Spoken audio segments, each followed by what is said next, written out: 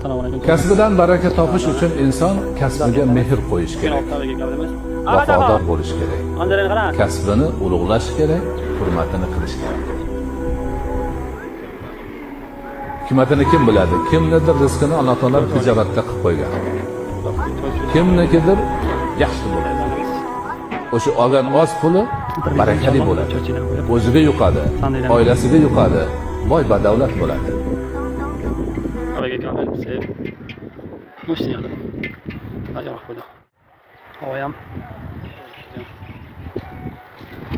Masalan, şeydeler.